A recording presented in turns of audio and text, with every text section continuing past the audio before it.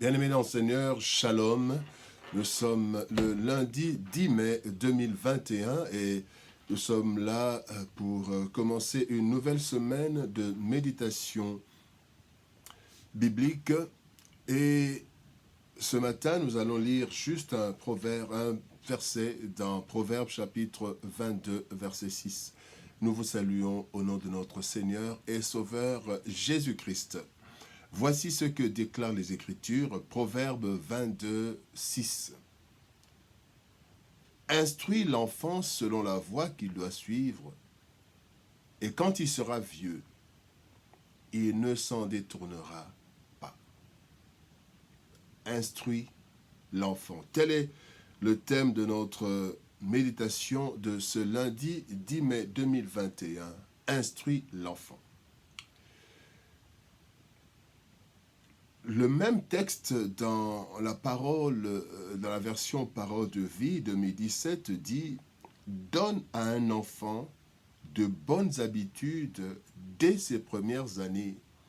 Il les gardera même dans sa vieillesse. » De nos jours, bien-aimés, plusieurs plaintes proviennent des parents, des aînés, des encadreurs, au sujet du mauvais comportement des hommes et des femmes dans la société.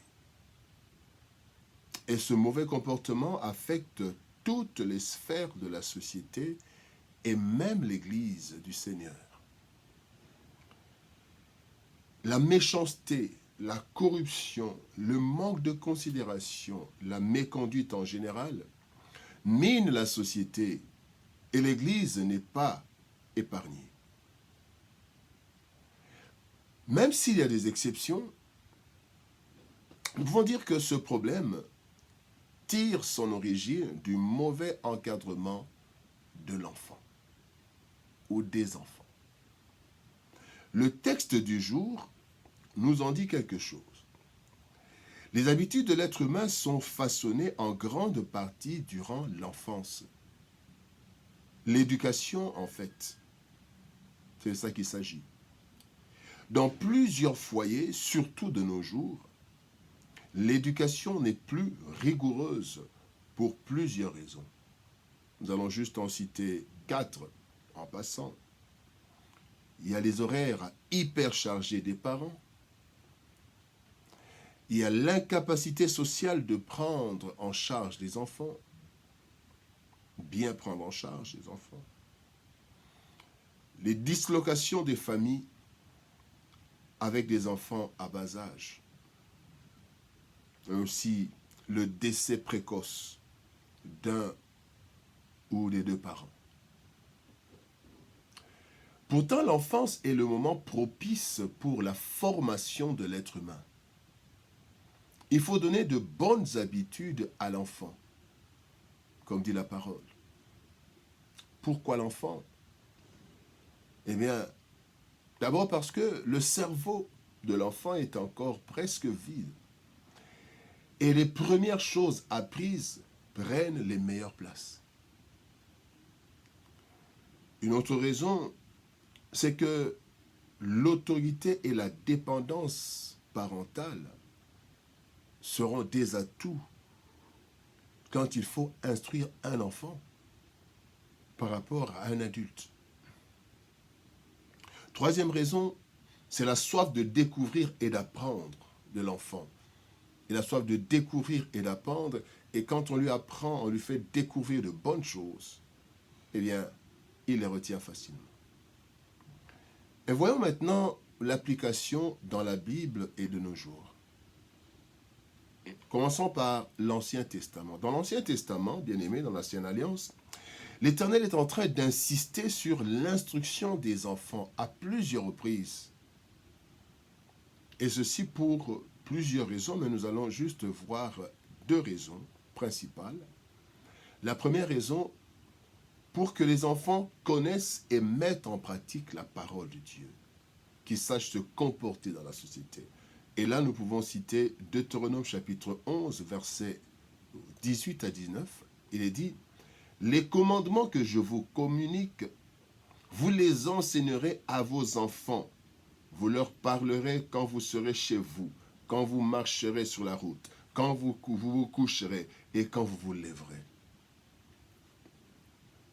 Cela nous rappelle un peu Josué chapitre 1er verset 8, que cette parole, que ce livre ne s'éloigne pas de ta bouche.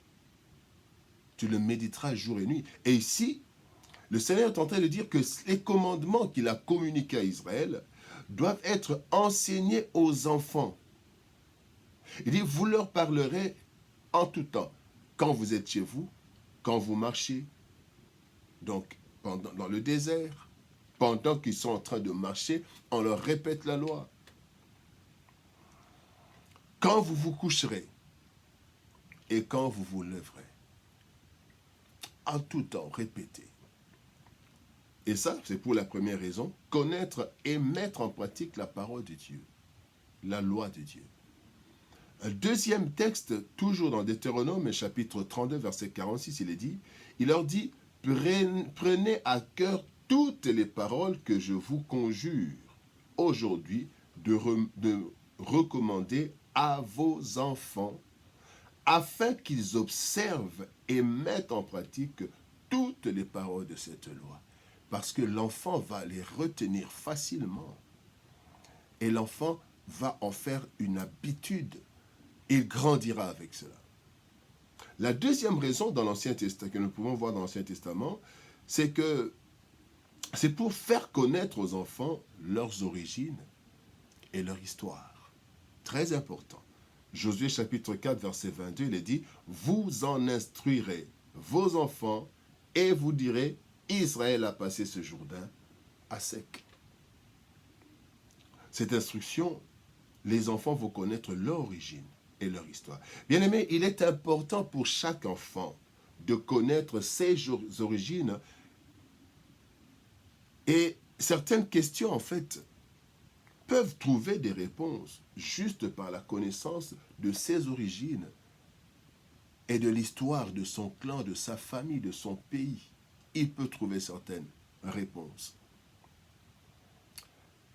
La foi des enfants d'Israël naissait aussi par des récits des prodiges de l'Éternel en faveur d'Israël.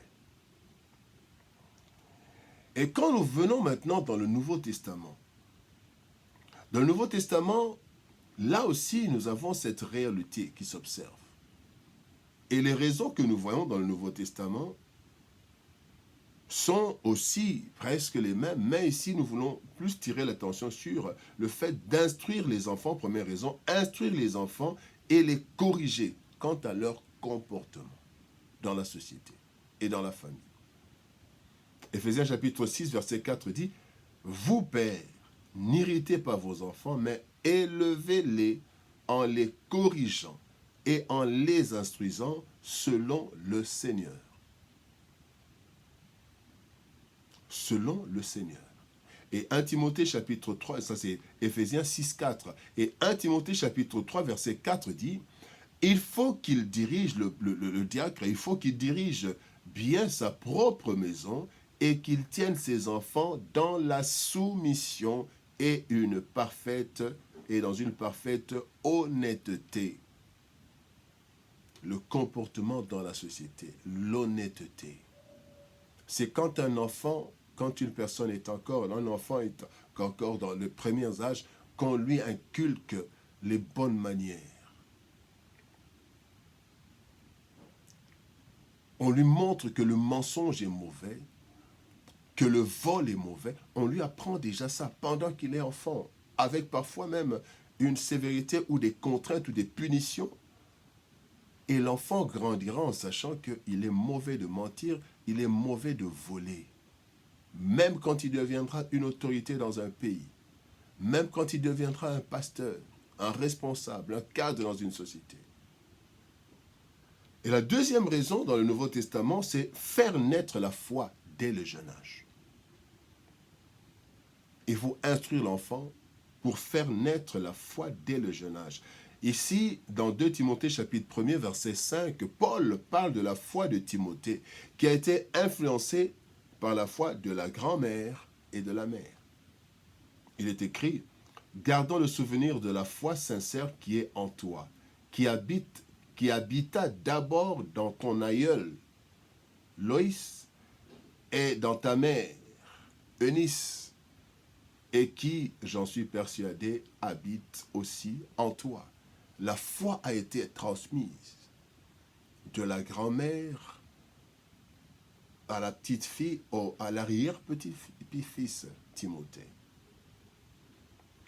Et alors de nos jours, que faire aujourd'hui? De nos jours, bien-aimés, nous avons dans nos églises l'encadrement des enfants à travers l'écodime, l'école du dimanche. Mais quelques heures entre les mains des moniteurs ne suffiront pas.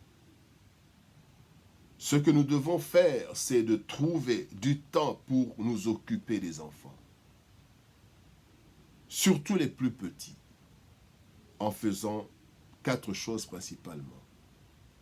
Il faut les instruire, leur donner une connaissance des choses fondamentales, les corriger, leur apprendre la loi de Dieu dès leur jeune enfance et veiller sur eux. Instruis l'enfant. Bien-aimés, ce que nous aurons fait de nos enfants durant les premières années portera du fruit, du bon fruit, même dans leur vieillesse. Il y a aujourd'hui plusieurs désastres à cause de la négligence ou de l'absence d'une bonne éducation à la base. Cela détruit la société et même l'Église. Une bonne instruction donnée à l'enfant dès ses premières années nous épargnera des pleurs et des regrets plus tard.